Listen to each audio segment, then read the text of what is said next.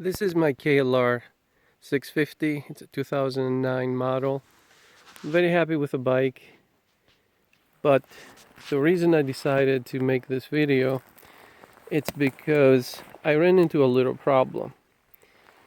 I have quite a few products from Happy Trail on the bike. It's the skid plate, lower skid plate, upper engine protector with the highway pegs here. I love them. They are so great. It is great, although when you hit a rock, it does the job, but it sounds like a freaking bell. No big deal. Now, let's get to the issue, the problem I have here. If you are anything like me, I ride in dirt, and sooner or later you're gonna go down. I didn't want to damage the plastic fairings, which from what I understand they're pretty expensive coming from Kawasaki. It's the only source, I guess. So having those what's they called, Nerf Bars here from Happy Trail, I thought it was the best thing ever. And you know, reasonably priced. I mean, considering it's an American company out of Idaho, and they have really good customer service. Everything looked great until the other day when I tried to wash the bike. I noticed, let's see if you can see it here, the upper tab mount of the Nerf bar, it snapped. Yep, right there. So, yeah, it got me scratching my head. The problem from what you can see over here is that the actual tab that mounts on the bar, that connects everything inside the frame right in there on both sides, it just snapped. And come on, focus, buddy. And it didn't really break where the screw is to say that there was a weak point. It just broke farther up, right in there. Okay, so protective bar breaks while you're upset. I'm upset because the bike didn't go down. I mean, you can see over here, there's no scuff marks, nothing. So when you have a piece of protective equipment that fails just sitting on the bike, it can be a little bit discouraging, not to say it shook my faith on what kind of protection I'm gonna get of this if the bike actually goes down. This is the other side, and as you can see, everything is nice and clean. There's no scuff marks, which it would show that the bike went down at some point. So, long story short, I called Happy Trail. Emailed them and called them, actually. I'm a little bit of the impatient type of person.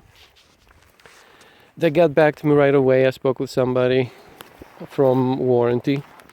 And what I asked from them, I asked them to send me a replacement, just the one on the left, and a prepaid shipping label so I can send them back the old bar, which I thought for sure they will want to run through analysis and see exactly what happened. They got back to me basically saying, no, you send this one back, I'll not replace it, repair it, and send it back to you. Okay, so it's not exactly what I was asking for, but it could do, you know, not really thrilled, but it is what it is. And I emailed them again explaining the situation, and just to be fair with everything, I told them that I will be making a video and post it on YouTube because I'm curious to see if other people had the same problem. and maybe depends on what we find out that it was wrong with the bar on my bike. Maybe we can help others having exactly the same equipment on their bike. The KLR is a very popular bike, and I'm sure a lot of people have those bars, especially, for those of us, that prefer to buy something made in USA from a company that has really good customer service, like Happy Trail. It's not the most expensive bar out there. It's not the cheapest one. Definitely you can buy Chinese made from, all sort of places. I buy a lot of stuff from Rocky Mountain ATVMC, and I gotta say, their customer service is next to none. It's the best out there, and never had any issues. Even with a problem that I caused, and it was clearly my fault, they never made me feel stupid for what happened. Anyway, I'm trying not to make this video too long. I will have a part 2. I will send the bar out. Basically, they contacted me again, and they were a little bit upset, thinking that I was threatening them when I said that I will make a video and post it on YouTube. But they sent me a FedEx label, prepaid, to box the upper bar and send it to them for repair. So, they're working with me, definitely. I don't have any problem with them so far. And the purpose of this video, again, is to help them maybe understand that there's a problem with the design. They told me that right in here, where those bars basically, where the Nerf bar connects with the mounting bar that goes through the frame there, and also on this area where mine broke, they're supposed to be vibration isolators. Yes, they used to be, and they're long gone now. Those bars are on the bike for almost 4 years now, and those isolators, I'm sorry, they were really, really thin and nothing major. Don't think about engine mounts, or how some cruisers, due to vibration, they have to mount everything, including your pegs, on rubber bushings so your teeth don't rattle. Anyway, like I said, the so-called isolators, let's see if I can show it to you from this eye too. They're supposed to go in this area, basically to isolate vibrations coming from the engine. And yes, this is a 650 single. It vibrates. Anyway, after taking them off, putting them on a few times, because anytime you need to go into this area underneath to do any kind of service, even just the spark plug, you need to undo the top screw on the back and the other one on the front. And if the bottom down here it's loose enough, it will allow you to pull the whole bar down. So freeze everything up, you can do whatever work you want and put everything back together without removing it off the bike.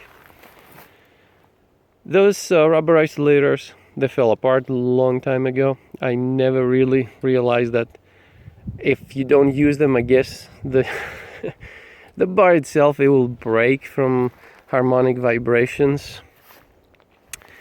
So Happy Trail told me they are not reusable, and they're only for one-time thing when you originally install the bars on the bike, and that's it. I don't remember seeing that anywhere in the instructions, the installation, but it's been a very long time, so don't hold me to it.